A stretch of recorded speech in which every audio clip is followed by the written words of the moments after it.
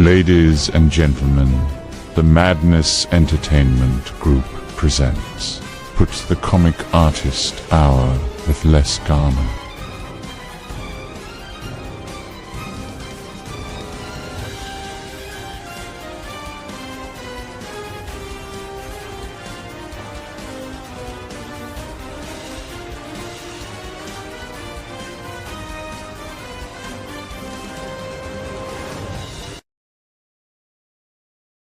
Oh, y'all know what that means. Y'all know what that music means. E107.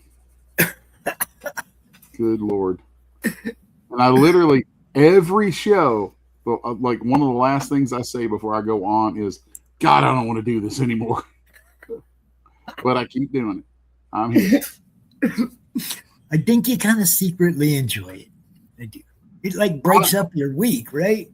I'm like such a creature of habit that once I start doing something regularly, it's like, I'm like, well, it's only an hour out of my time, so here we go. Let's do this. Yeah, I'm such a goof like that. So what I'm working on, I mean, I built a schedule, that I ran for years, right? And now I've had to change things up a little bit. Oh yeah. I mean, I work in the Eastern time zone and I live in the Mountain time zone, and that makes things difficult. But I had to change some shows around to fit my new schedule. So, oh yeah, that's always fun. Luckily, this one right in the middle of the week, not really affected. That's good. But we're used to have shows that ran really late. Don't see, now I'm doing those shows early. You know what I mean? It's just weird. It's like what used to be an 11 o'clock show that ran till 1 is now a 9 o'clock show that runs till 11. Yeah.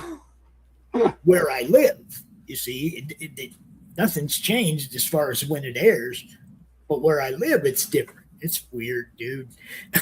It's gonna take me a little while to adjust. I know that. What's up, Mr. Bowers? What's happening? Oh, Mr. Brento. Hey, Brent. In the chat. Good to see you, man. And hello to everybody everywhere. Yeah, Brent's been one of my best friends for since probably about 2003. Man, he's a good dude. Yeah. I know. That's how I met him, was through you. Y'all, there's some stuff of Brent's over there on the Roku channel too, man. Go check out Mutantville. Go check out the making of Mutant. Oh, you got the Mutantville stuff up. Cool. Yeah, it's up on Roku. See, there's a lot of stuff over there. People just think it's just these shows.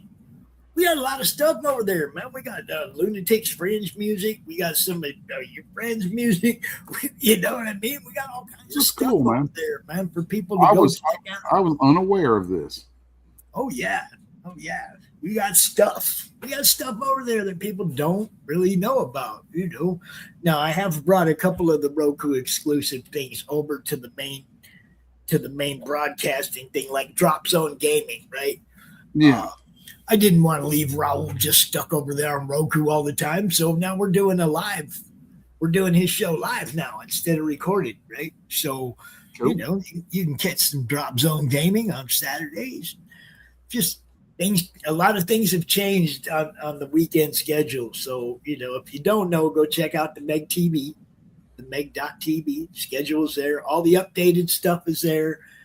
We try to keep up. We try. Good deal. I can dig that. But now you are working on. I am working on page 37 of Bride's Numero Dos. So that's right. Page 37, which means it's not that far from being complete art-wise. Yep, it is 3 pages from being done after this. And yep, I am looking forward to that. So I'm going in here right now. This is funny because I'm actually drawing a bunch of stuff here that I don't have to, but since I do a lot of animated trailers for my comics, a lot of times I go ahead and draw all the way through, so that I have plenty of stuff there to work with when I go to pull stuff to build my animated plates. Mm-hmm. Just kind of thinking about the extras. Didn't like that. So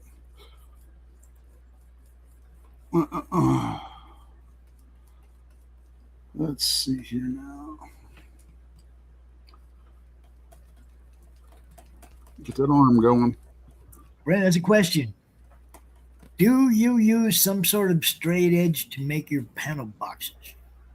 That is the panel tool inside Clip Studio. Ah, Yeah, it's in the dryer, Ma. Clip Studio's paneling tool is unlike anything I've seen anywhere else. I mean, you can emulate it in other programs, Photoshop and whatever, but it's just nothing else is the same. They should pay me for how much I blow their horn. They really should. I screw that up. Yeah, they should. Yep. So let's see. For multiple, going here, going here. Yeah, let's do that. And then we're going to invert that. And then I'm going to come in here, get some more of this groovy stuff going. This is the super easy digital way of getting the kind of Bernie style skies that I love.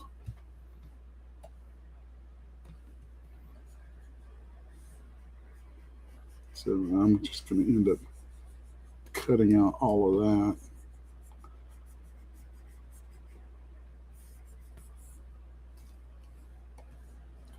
Let's turn my stabilization down a little bit.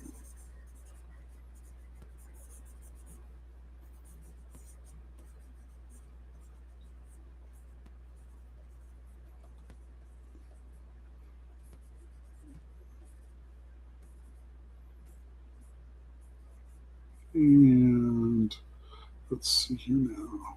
There we go. There's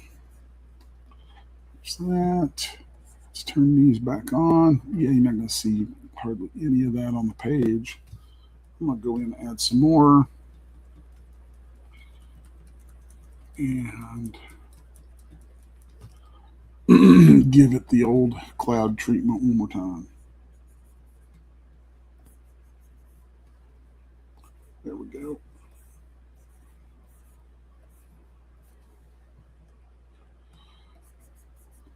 Let's see, here's that. Yeah, you won't even see that on the page either, but I'm still kind of doing it.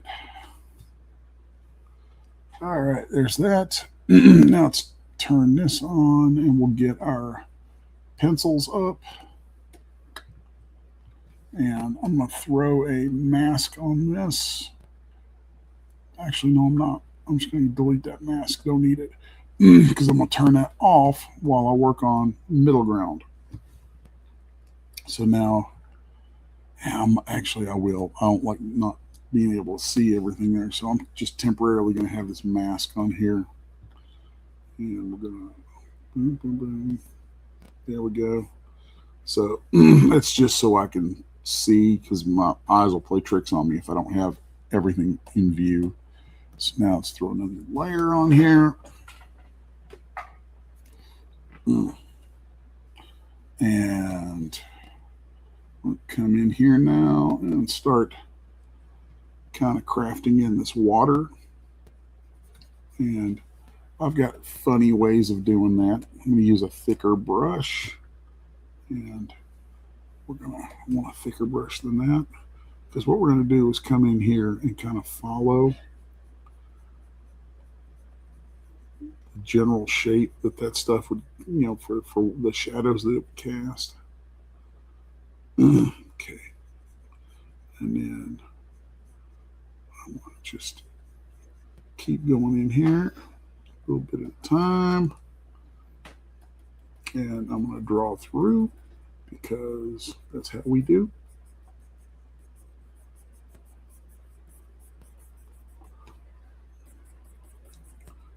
And so there's this, I wish I could describe it. A lot of what I do has to do with the way it feels. Right. And there's this, like if you watch as I'm doing these brush strokes right here, you'll see that I'm like, if you could see my hand in person, you'd see that it bounces. So like I'll bounce back and forth like that. So my hand is like doing this.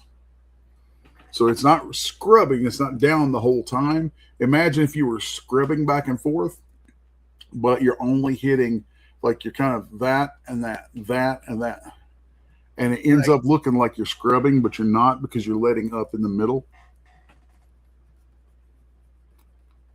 And it's a really useful way to build a lot of different kind of textures, just based on, you know, where your hand's going, the angles of it and stuff like that.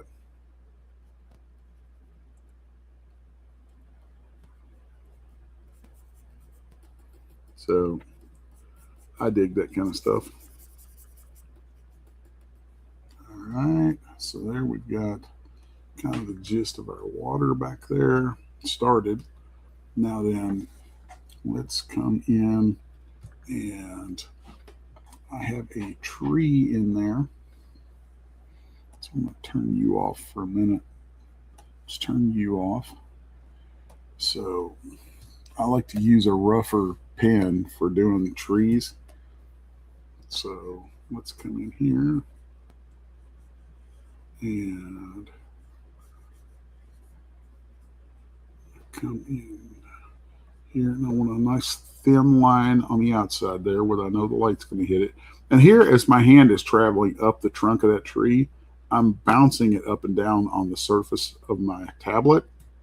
And that's what gives me those kind of little tick mark strokes. I know a lot of people are always like looking for a magic brush that does these kind of things. And I'm like, you can find some neat brushes that do neat things, but it really, to me, is all about your hand.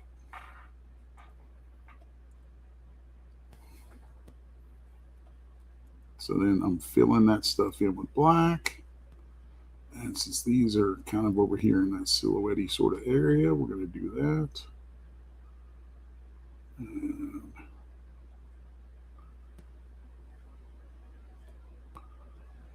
all right. And here's my little cheat, which isn't really a cheat because I literally have ways of doing this exact same technique in real life. In real life, I have little rubber stamp that does, it's literally the same. It's funny. If you see some of my original pages, you'll see the same thing. Like physical pages, you'll see the same technique on there, but it's in ink instead of, it's just, you can look at it and see that it was done by hand. And it's like, how did those leaves get that look that way? Well, it's because I designed this little stamp of leaves and had a rubber stamp made from it because I wanted, I just wanted to be able to do it this way because it makes sense. The biggest difference is that on here, I do have pressure sensitivity, so the size comes and goes, but it's really not that much different. Sorry, my ear's itching. All right. Now then, let's just come in here. I'm going to backfill that with white, and then we're going to flood that with transparent. So now when I turn this other stuff on, that'll still be there and be good. Cool. All right. There be that. So then that's just, what we're going to do. I'm going to take this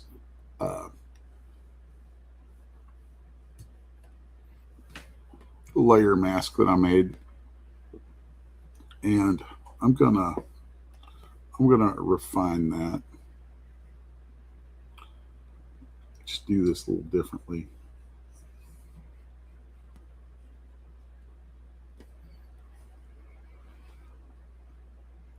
So I'm putting a layer mask around all of this guy.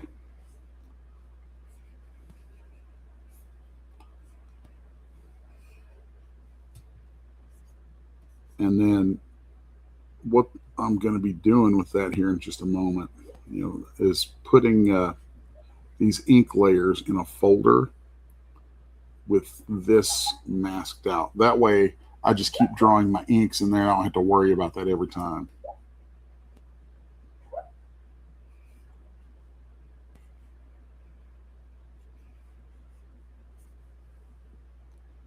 So there's that.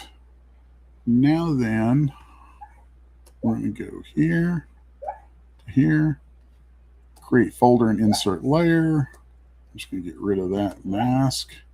And then here, I'm going to do that. It's funny, you probably can hear him on my, hear the dog. He's asleep and he's probably dreaming about rabbits. Chasing rabbits. That's what he's doing. Hey, Pinkman. Oh my God. Poor little Pinkman. Just wants to be out there chasing a rabbit. All right. So masking that off was the right thing to do there. So now here's my middle ground. I'm going to go back in and touch some stuff on that real quick. Because, yeah. I really feel like that's almost too dense. Want some more light to come through there. Yeah, there we go.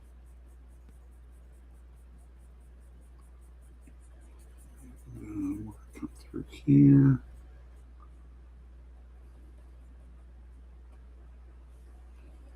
Let's see. Those panels probably going to get their borders turned white. I'd say that's probably a safe bet. I've got a whole method for that because it's not just turning them white. It's like getting them to kick things out the way that I want. All right, so there's that. Now then, I am going to go ahead and do some foreground. And let's come in here to a smaller pen. And I'm going to just come in here and start to do a little rock here. So rocks are kind of fun because, especially if there's a harsh light source, because you can just kind of make this abstract sort of shape and then just think about, what you want it to show, where you want that light to hit it, and you pop that in there. And then from here, because he's on a kind of a shoreline of a lake, so I'm going to end up adding some bits and bobs in here. Something I'm going to do with that too, since he's on a shoreline. Let's look and see what my spattering is set at. Is I'm going to go ahead and spatter a bunch in here. I like using spatter techniques. So once I've got those in there, then I'll come in with my fill lasso and just get rid of what I don't want there. Okay, so there's that. Now then, let's come in here now and we'll do a new layer. This is going to be kind of neat. Let's do this kind of a funky way. There's so many ways to do stuff in here. So on this new layer, before I do anything, I've got it set. I turned on my border effect, and I'm going to crank this up to about 8 pixels, or a thickness of 8. I think that's pixels. But the reason I'm doing that is I'm actually going to come in here and draw with my fill lasso tool. So I can put these rocks in, and then they will have this outline already around them. So I do this a lot. And I'm going to keep that set pretty low. I'll end up messing with the thickness of those lines in a bit.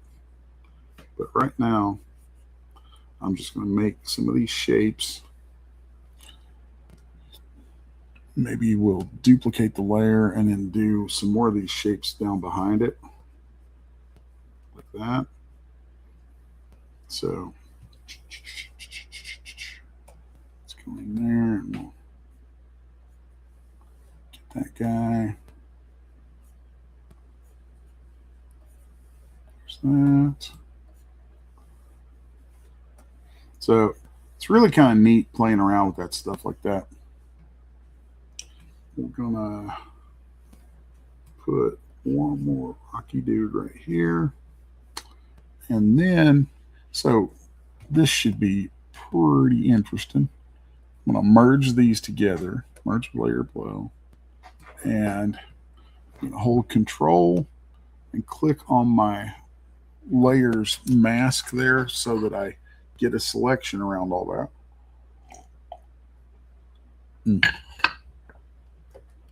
Then I'm going to turn off everything below that so I can see clearly, convert brightness to opacity. And now what that's going to do is I can see very clearly all of my lines in there. I'm also going to delete what's outside of it. And so I want these back here to stay thin, but foreground lines should be thicker. And the way I'm going to do that is take my selection pen. Let's make it bigger, and I'm just going to paint right over these guys in the foreground, or we can use the lasso marquee, doesn't matter. Then I'm going to go to adjust line width, and I'm going to thicken that up a little bit. So right here, I'm basically establishing the thickest of my lines. Then I'm going to come in here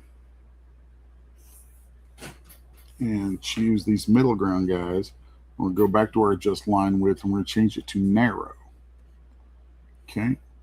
And so we're going to narrow that down a little bit so it's a little thinner than the ones in the front and a little thicker than the ones in the back. Okay. There's that.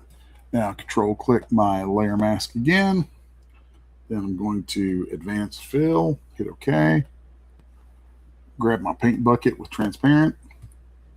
And we're just going to get rid of all that white in there. Blink.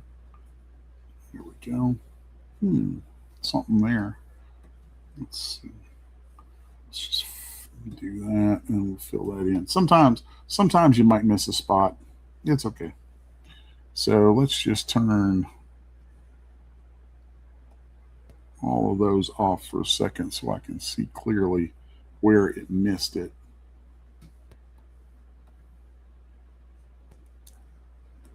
Let's see here. Drink.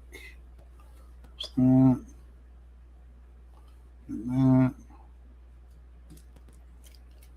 Yeah, I don't really like that guy right there. I don't like any of those. So let's grab our paint bucket, fill all that transparent, and now that stuff should all show up just fine. Okay. Then from there, advanced fill. I think one of these is still being janky on me. Oh, that's annoying. That's very annoying.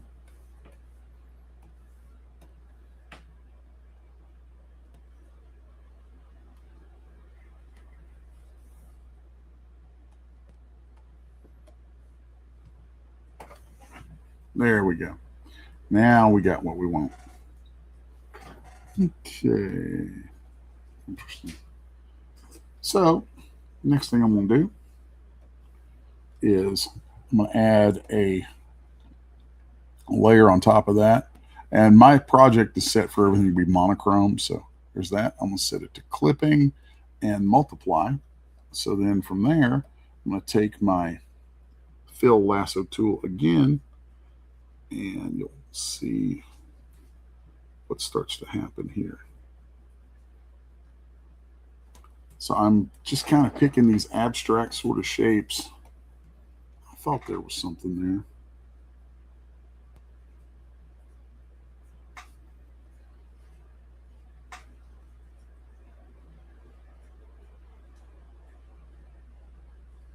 There we go. So that, and then go there. I'm set my bucket to refer to multiple so I can dump paint in there and then turn that back off, because most of the time refer to multiple can be really aggravating.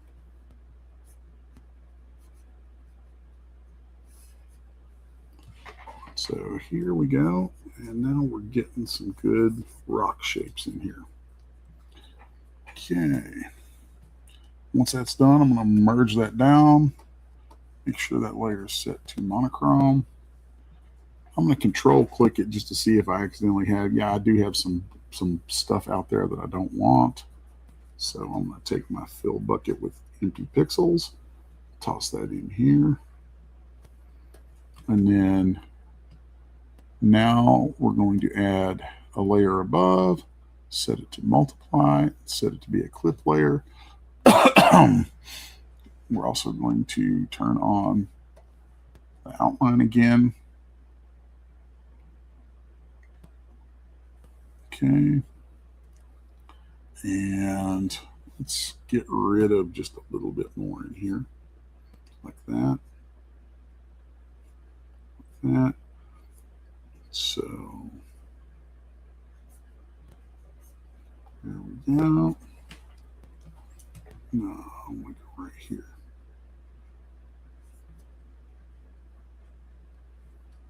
Yeah, I'm liking those much better.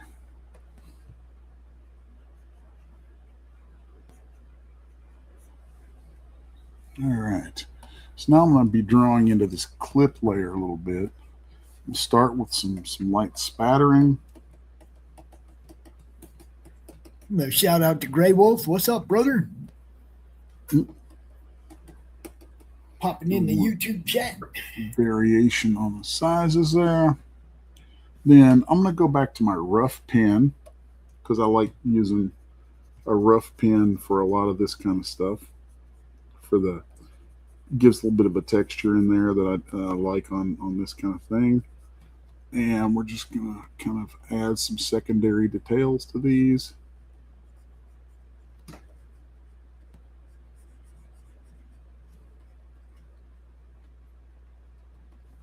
And when that's done, we're going to merge that down.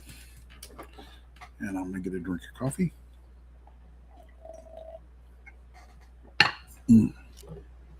All right. Now then, I'm going to take my... Grey Wolf said there's still a lot of clip pens he hasn't used yet. Oh, yeah. There's really only a handful that I ever actually use. I've got a bazillion of them, but I've found that over time, you know, there's just certain things that I use all the time, and that's kind of that. There we go. So now let's come back in here. And we're just going to kind of keep this going like that. Okay. So then I'm going to throw some line work right here. Let's go with a slightly bigger brush.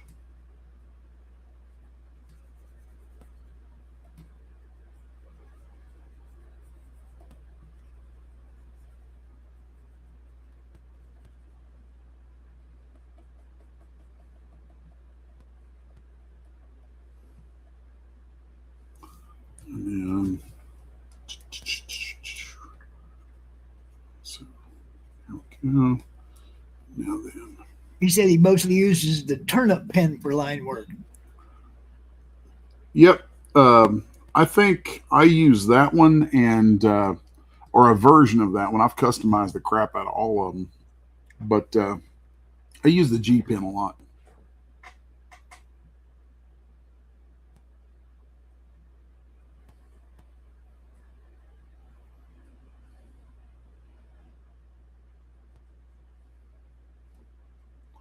So this kind of free form stuff here is always fun and kind of weird.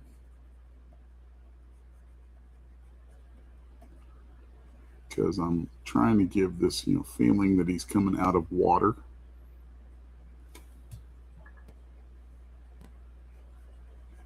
So varying the line strokes is kind of a big deal when you're doing water. See, whenever you see it flare out like that, it's because I'm pushing harder, and it really, really gives you that nice variation.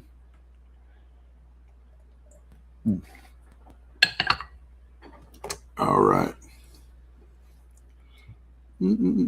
So stuff that I want to add from here, let's turn this guy off so I can look at it a little more clearly. I'm going to also mute my mask on that so I can see clearly what's up there. And I think I'm going to go ahead and merge. Let's see. Yeah, I'm going to merge these two together. And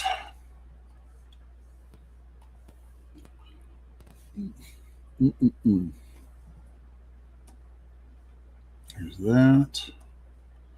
I think the next big thing I want to start doing is throwing in some of this foliage, because I definitely want some foliage in here. So let's come in here, and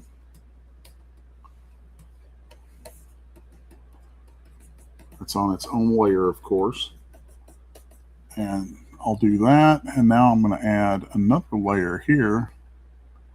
Set its edge border to about 10. And so here I'm going to add these other kind of leaf shapes, because I love that. This is something I picked up from Joe Quesada a long time ago, just looking at his stuff. I always loved this cool way that he would do leaves on things, and it reminds me of Bernie Wrightson too, because Bernie would do negatives for leaves and things sometimes. And then from there, I'm going to come in with my rough pen, and we'll just do some little connectors here. So then you'll see when we add those in there, I'm drawing with white, and they get that black outline. So that saves me a whole lot of trouble. This is one of the reasons I like to work digital, because this is something that, doing that, like, I can do that traditional, but I'm not gonna. I just don't want to. I'm too old for that. I ain't got that much time left in this world. So, but then once I've got that, you see how it fills in. So, and then I'm just going to kind of come through here and start adding a few of these. Let's see. Because I want some more of that stuff. And so you see how once you start to add that foliage in, it just, and the foliage is really easy. It just tricks everything out, man.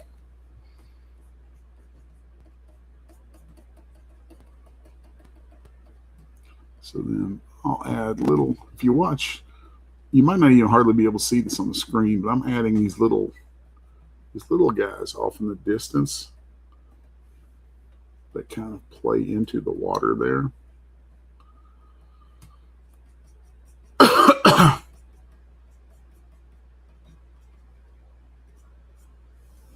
All right, so there's that.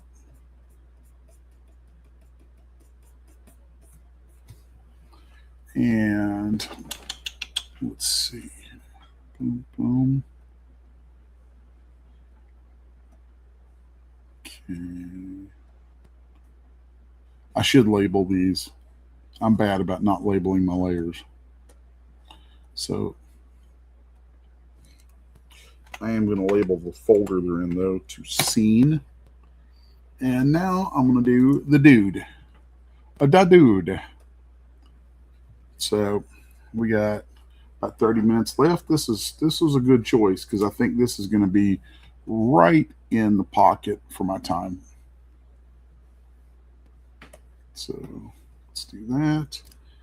Now then, I know going in that I'm going to be doing a lot of spot blacks on him. So we got Joel is in the chat. Joel, aka Umbralutus. What's up? What's up? Yo, dude. So I use a lot of spot black when I'm doing, horror comics. Spot black is kind of your best friend with horror. So I like to go ahead and just start working in terms of those black areas.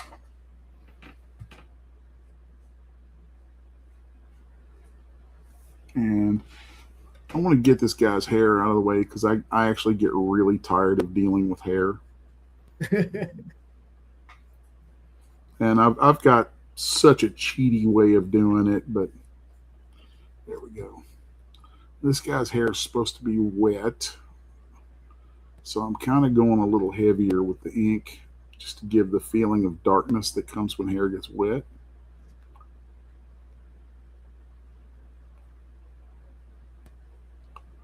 And then a lot of these little spotty strokes like that will help carry off the feeling of hair. And I'm also looking at this thinking that in the end I may experiment with actually kicking out his outline there so that the light from behind it really blows out those lines. But for now, I want it there so that I can really see my shapes.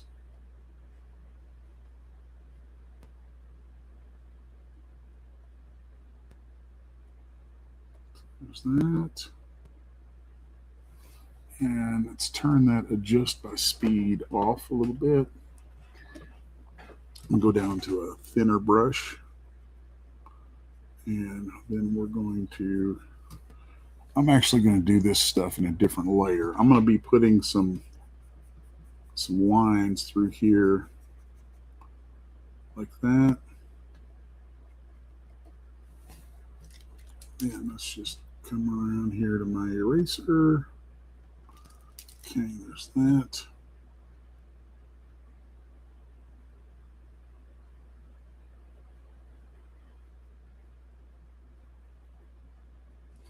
So I have to be very careful here because I want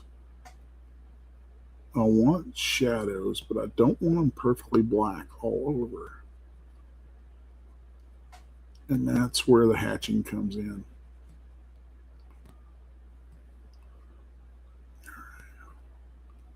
All right, there's that.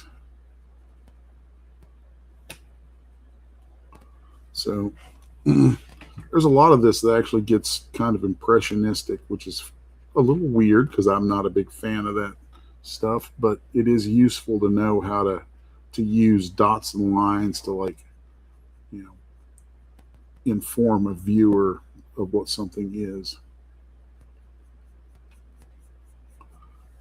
See there, I'm not, yeah, it's just merge this on down. I'm just going to commit to it. I thought I was going to keep it on a separate layer in case I didn't want to just commit to it, but no, we're committing. All right. And we're going there.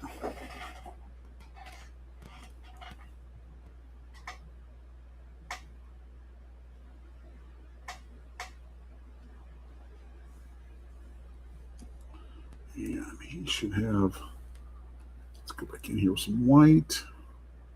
He's going to have water coming out of his mouth because he's, nearly drowned.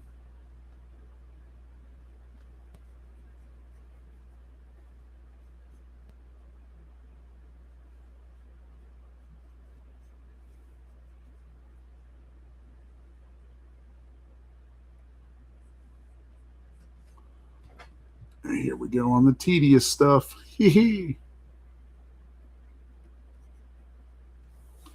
I'll back that down in opacity so I can see a little more clearly. Spot black that. And he does have little mutton chops, so we'll make sure that we get those kind of in here where you can tell. And here it goes. And he's going to have his ear should show up. Oh, derp. I need to put that up above that. There we go. That's why it was getting janky feeling with me. So there's his ear. And then I want to really drive home the shadows underneath this stuff right here. Okay.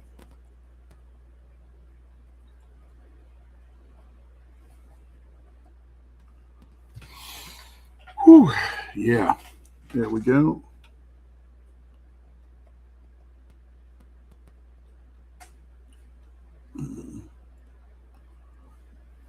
Okay. So now we can have some fun.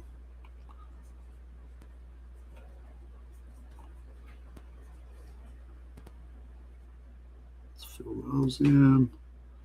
I'll come down here. That and that.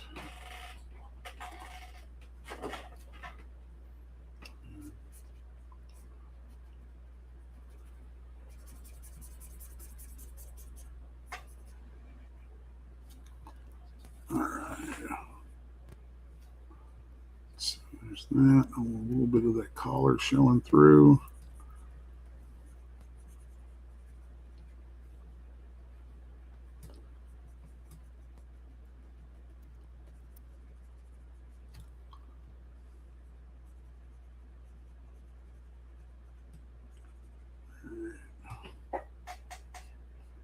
There we go.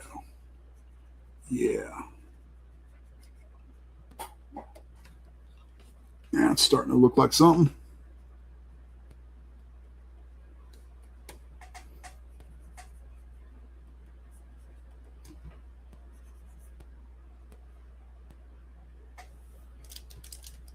Let's peel some of that out.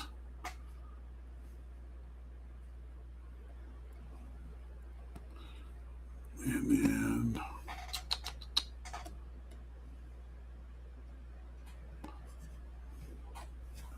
we'll come back in, touch some of that with some white. Okay.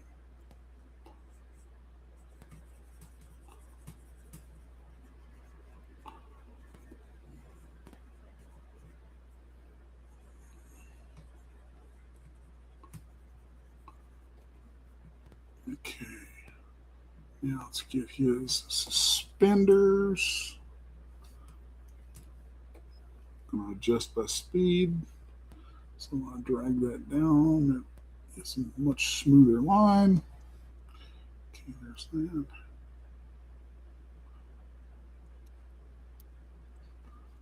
And then I'm going to take this and let's take a wand and go inside there. Undo that. Refer multiples turned on. So we're going to go inside here like that. Now I'm going to take my pen and I'm going to do that with it. We're going to go right in there. So there's that.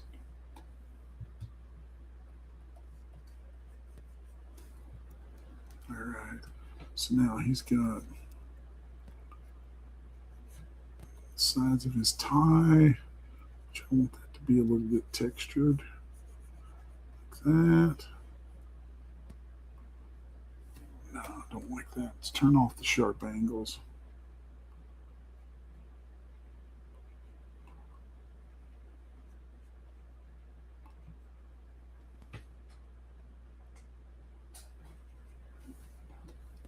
Okay. There's that. Drink a coffee.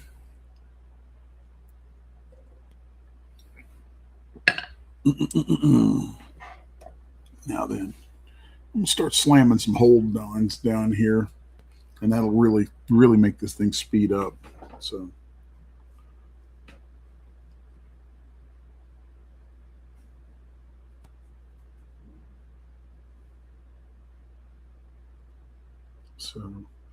and then I know my light source is over there, so I know that that's going to go that way. Go.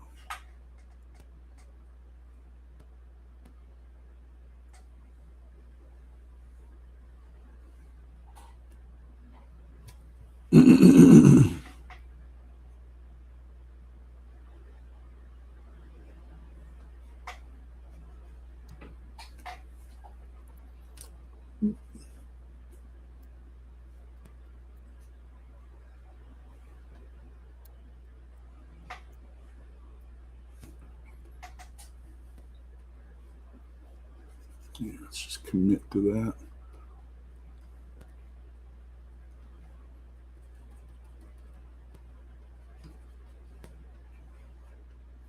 All right.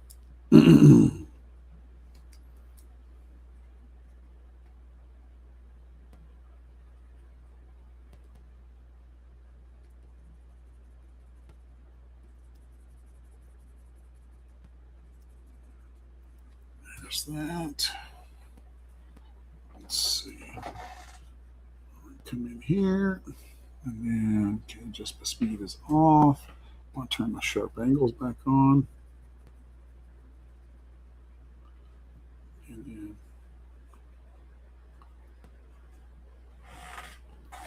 get that nice shape right there. Really works well for those tatters.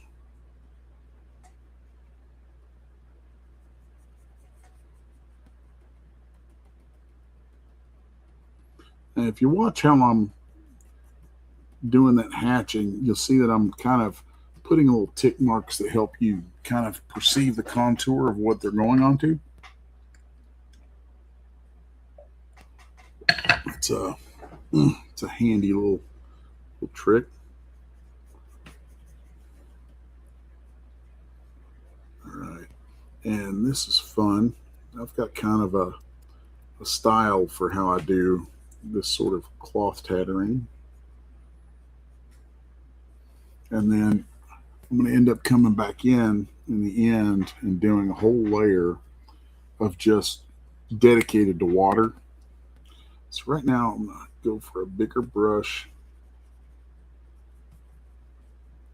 Of course, I've got crazy sensitivity turned on this.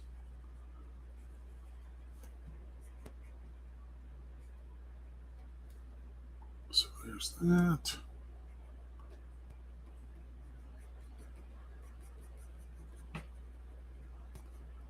And we're going to kick into here. So, interesting thing with trying to do folds and cloth like this and compression wrinkles is they tend to kind of bunch up, like they'll bunch and pull away from apexes. So if you keep that in mind, makes doing those and getting that shape in there really a whole lot easier.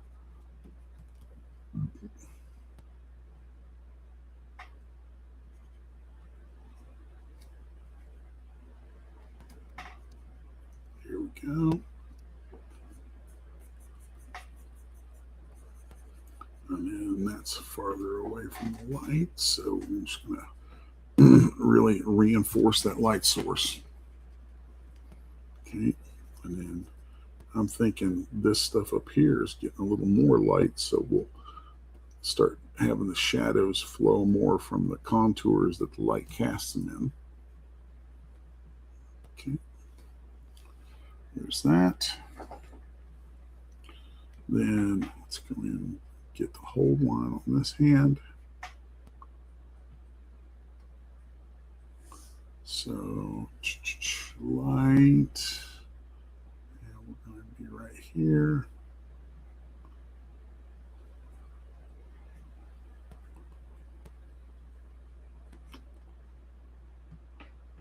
And again with the light right here.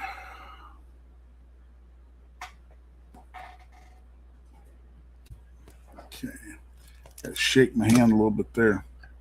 Maybe fill up on coffee again. Let's see here now.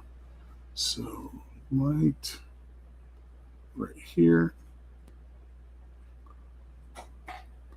And then if you want a good, some good art to look at to study my thought process and how I do this kind of thing, just go read all of Sin City, because Frank Miller is the king of positive and negative.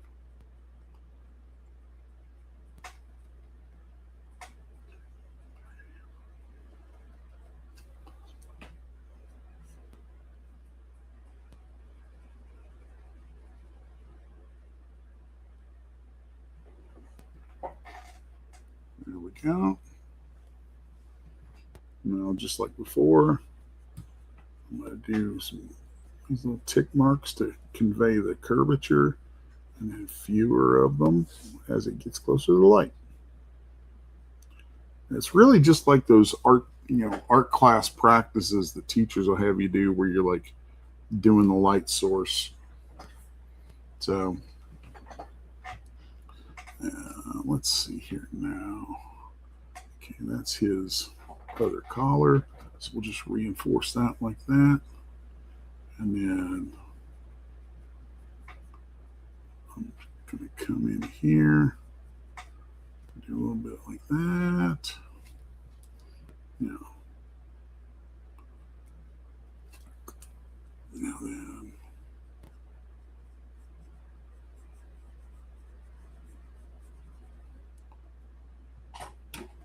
get the rest of that. Did I mention I love doing shadows? Like, something about, doing heavy shadows just works. Like, I enjoy working with the light like that. So now we're going to come in here.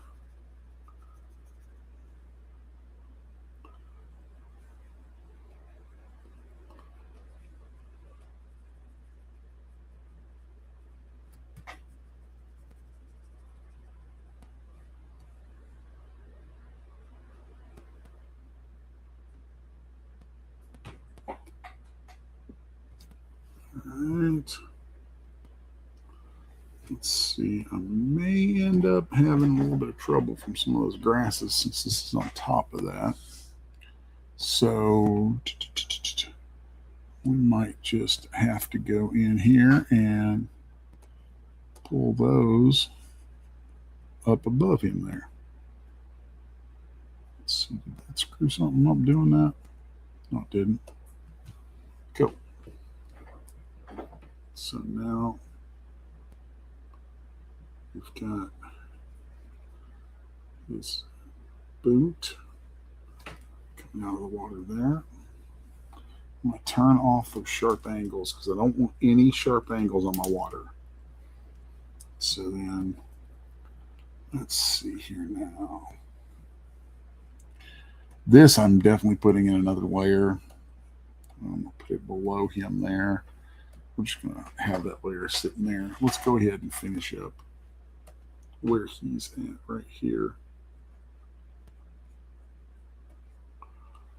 And then we'll have that layer underneath there waiting for what I'm about to do here in a second.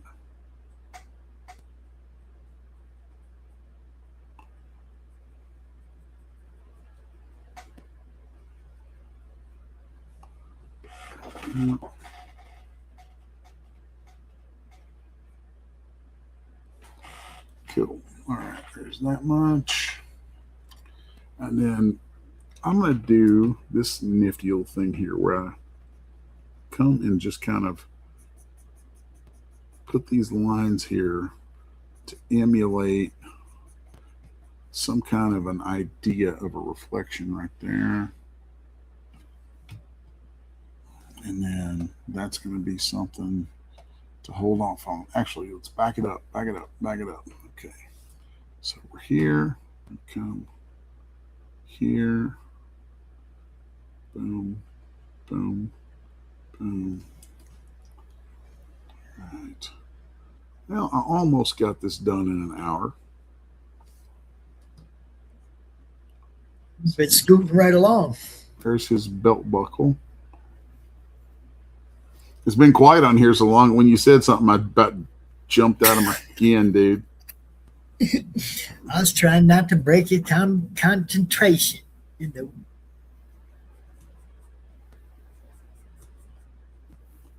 When you're rolling, I don't like to interrupt you anyway, unless there's a comment from the chat or something, you know. All right. Now the question is, why is all of that right there garbage?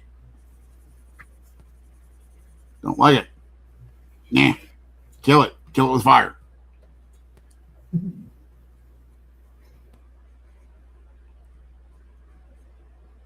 Okay. Going down there. Come here and get his other suspenders. That can go black. That right there can just go black. That can go black.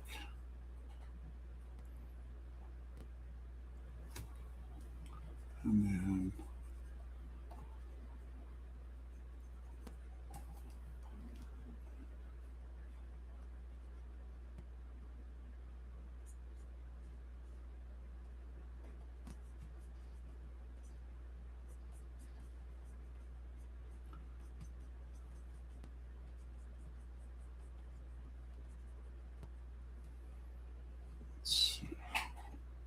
what else?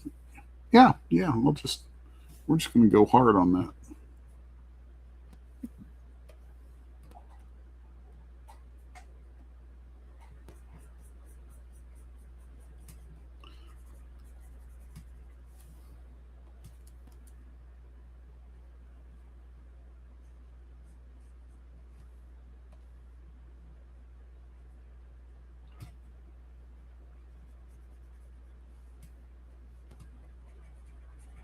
Here we go. Now then, let's come in here.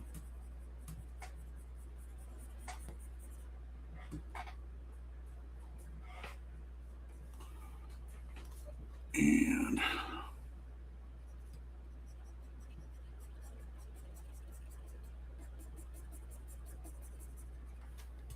let's go down a brush.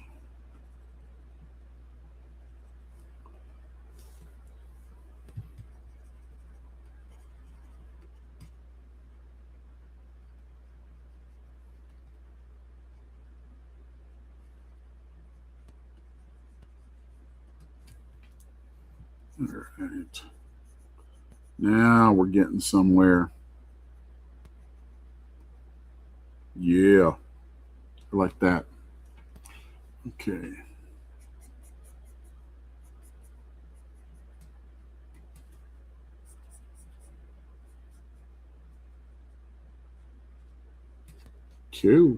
Cool. I'm digging that. And that should have enough of an outline that I can use my advanced fill and fill that with white. And the reason I'll do that is so that I can use this layer below here. Okay. So now I can use this layer below and start coming in here with some of this. So I'm going to come. We over here catching a raid on Build right now. 27 people from the Handy News channel. Thank you for turning me in, guys. Thank you. So there's that. Grumpy, Handy. Oh, man. Oh, you old salty dog. Whole bunch of people popping in. Motorhead. Yeah. Frank. Coffee Talk with Sandra. The Rabbit. Tizo. Love all you guys, man. Thanks for popping in. Serious.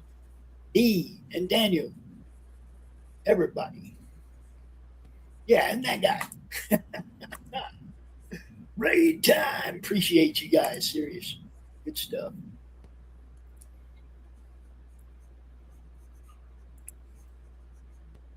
Come back here.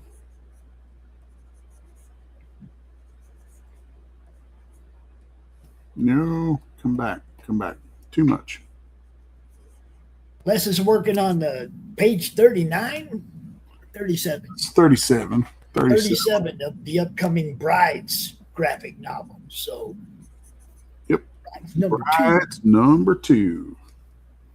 Yep. If y'all know Bernie Wrightson style work and whatever, this is what Les does. It's beautiful. It's always beautiful. So, thank you. Appreciate that.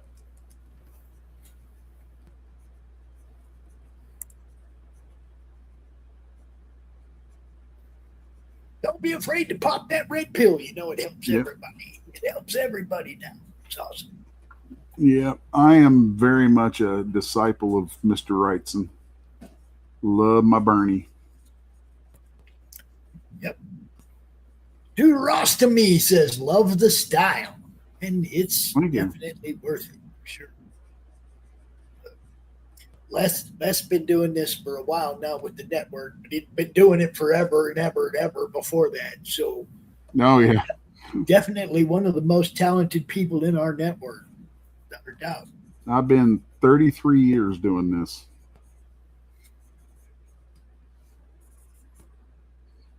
Go ahead and tell them a little bit about what Brides, the graphic novel, is about. Give me in. Well, this is for Brides number 2, which, unlike a lot of floppies where, you know, it's like issue to issue. I mean, this kind of is, but kind of not. Like you could come into Brides number 2 without having Brides number 1, and it's still going to make sense. But so the premise of Brides is what if the Bride of Frankenstein got it in her head that becoming a vampire could fix all her problems? And as kind of admittedly kind of cheesy as that could sound, it actually runs really serious in that, you know, there's a lot of allegories and things in here for different things. So that's a lot of fun. But the general plot is that in the first issue, which I can talk about now, you know, it's forever. It seemed like I can only talk about without giving away spoilers. The first issue, we established that we established some of the problems that her and Adam have by being these kind of culled together created creatures, these homunculus, which I came up with a pseudoscience name for them called the Homo moribundus. And Salty wants to know what kind of tablet you got. This is a Wacom Cintiq 27 HD. It's 27 inch. There you go, Motorhead. As far as I know, it's one of the bigger tablets you can get. So I'm like working at scale for an 11 by 17 art page because that's how I roll. But so yeah, with Brides, you know, she seeks out. She really kind of goes on the hunt of Dracula, right? But Eva ends up running into, or you know, really getting taken in by Dracula's brides. That's, you know, that's where the whole title of the book comes from, because it's not just Bride of Frankenstein, it's Dracula's brides, and there's all kinds of crazy stuff coming down the pipe with that. I really hope I get to do some one shots that are my origin stories for my version of Dracula's brides. So, there's that. We'll come in here, and now I want to do one of these layers again where I put a little stroke around it, and then I'm going to come in here with white, and this is fun stuff right here. Okay, so here I'm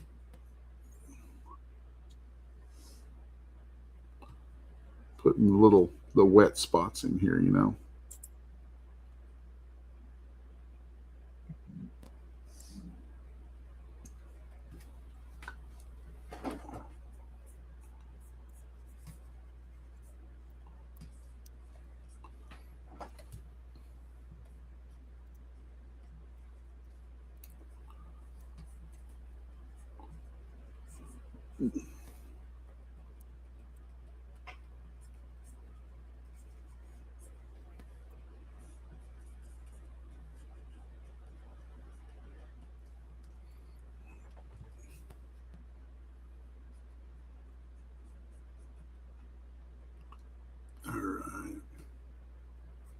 Umbra says it's nice having that much room property for the tablet to work on.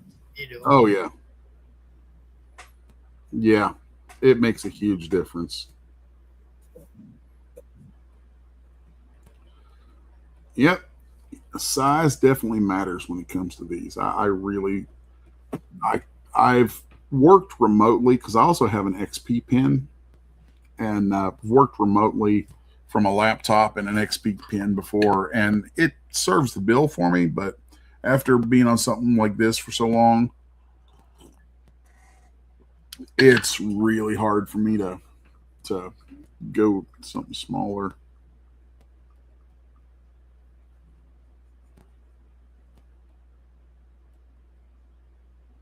So here we go.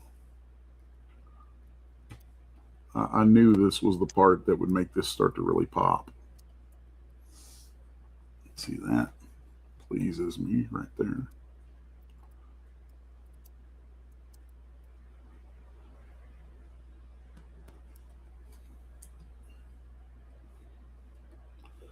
All right, and I believe, actually, I'm going to come in here just because I got to gild the lily a little bit. And go back to this background layer back here, and we're going to come in here and add a little bit of this stuff, and then let's see, I think there's that, and then that one right there. I'm going to make a really jaggy sort of selection around a bunch of this stuff and move that, cut it, paste it. I'm going to move that back down in here so I know it's going to stay behind him if I do anything on it. And then we'll just so there we can have a little more interaction between him and the environment, which I really like that kind of thing. So cool. And let's turn off my paper layer. And there you go. There's the finished page. Actually, no, it's not done. It's not done. Not done. Not done. That was pre-freaking mature. I don't like the way his hair looks right there. So that's got to get fixed. But we can just come in here because his head looked a little lopsided to me. I just realized that. So we're going to do that. A little bit of line variation right there. A little bit more right there. And remember I said earlier I was tempted to do this. I'm going to go in here and play for a second with a fresh layer on top of here where I kind of start to like blot out and really thin out some of those lines around his hair right there. And then I'm also going to do that along his outline so that he just kind of wants to get blasted out by the light. And we'll kind of reinforce some of that. Because I really like that stuff.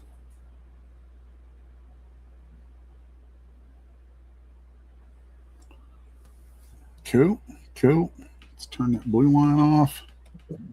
And there you have it. So, good times. Really happy with it. Wonderful. Very nice. And so there you had it. There you have it, guys. Les just drew a full page for his book in an hour.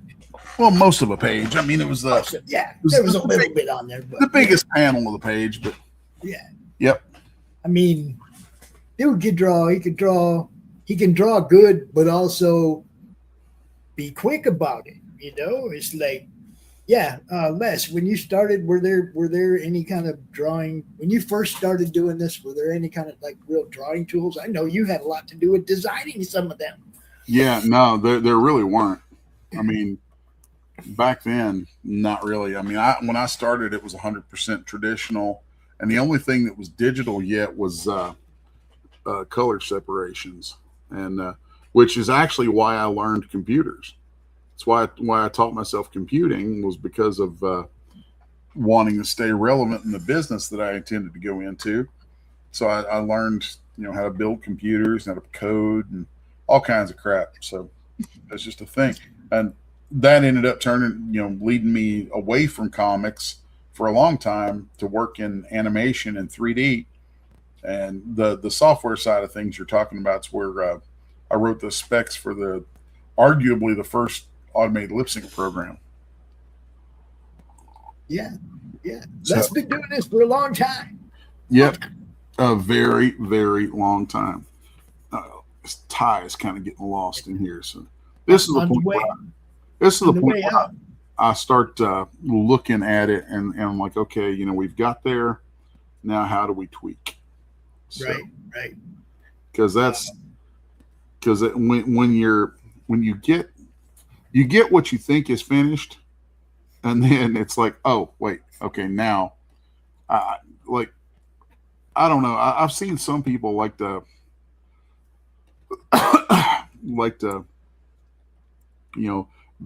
they.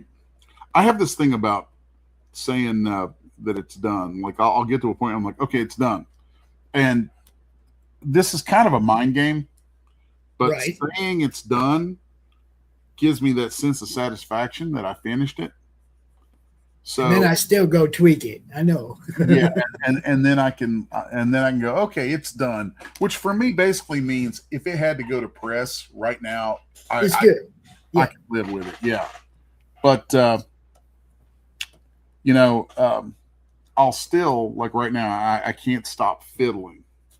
Right. I can't stop fiddling with it. See, that's my problem when I draw something, Les. It's like I think I'm done. I put it over there. I look at it from a distance or from a different angle, and I'm like, oh, that line is horrible. And I'm trying to fix it, right? I'm never satisfied. That's why eventually I just put them in frames behind glass so I can't mess with them anymore. See, I'm never satisfied, but I got to pay rent with this. So well, I'm not doing it to sell it. But you know what I'm saying? It's like I got a couple of pretty decent drawings, man, but it's like I had to put them under glass so that I would quit messing with them. Now I'm debating about those. At first, I thought I might change my border grouts to white on here, but I'm not. I'm going to keep it black. White would just be kind of weird looking. I like the way the black looks. I'm liking that too, and it fits this part of the book. So I actually play with my borders sometimes in a variety of ways, because anything that goes on the page, if it goes on the page, it's part of the story, even if it's just a border.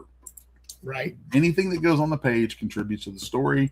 If something goes on the page and it doesn't contribute to the story, get it gone. It doesn't belong there. Totally agree. So that's where'd my sky go? I noticed something that I need to tweak. Tweak-a-doodle-doo, tweakity-tweak, tweaking, little tweakies. So I wanted some more of this right in here because that just bothered me. There we go. It was just a little dead space and I didn't like it. So, all right, I'm calling that done. I'm going to walk away from it, and that puts me 3 pages away from the end of Brides Volume 2, which I don't have a handy-dandy link for the sign-up yet, but you can bet that's coming soon. So Cool. I'm going to play some of your animations on the way out so people can see your other talents. Nice. And these are from, I think, Oz's trailer for Oz 3. I think Oz 3 is still in late pledges. Yeah, I think you can still do late pledges. We broke, I don't know how far we're past 10K at this point, but I know we broke 10K on that one. Cool. So I'm going to play a couple of trailers that Les did himself, his own art, his own animation. No AI, people. This is real. We love real. Later, y'all. See you next week, people. Peace. Presented by Resolute Bliss with our friends at Live Storm Chasers, because real storms inspire the darkest of legends. This storm's trying to take us back. Back to Gear City? Not again. Run! Here it comes. There she is. It's the witch. She sure knows how to make an entrance. I do hope you'll join me. Not Oz like you've known. Welcome to my corner of Oz, a place called Gear City. Back Gear City, a tale from the broken world of Oz, coming soon to Kickstarter from Resolute Bliss Publishing.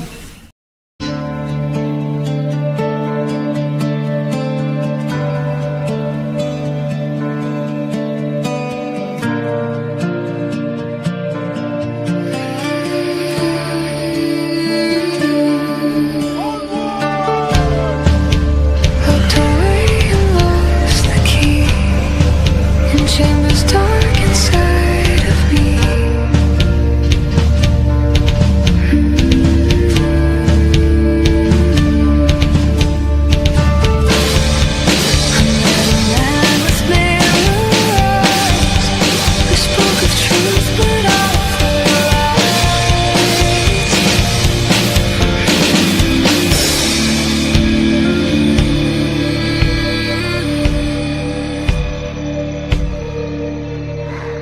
When I'm gone.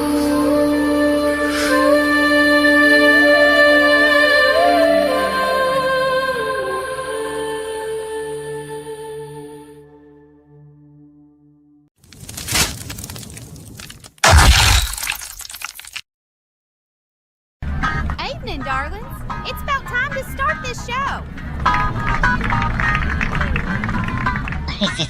Get on out of here. That's my set. My name's Belladonna Lamort, and I'm just hopping on screen to tell you, if y'all ain't checked out the Gasp Horror Anthology from Resolute Bliss, then y'all about as silly as that dusty old bag of bones. So what you waiting for? Head on over and sign up at Kickstarter now.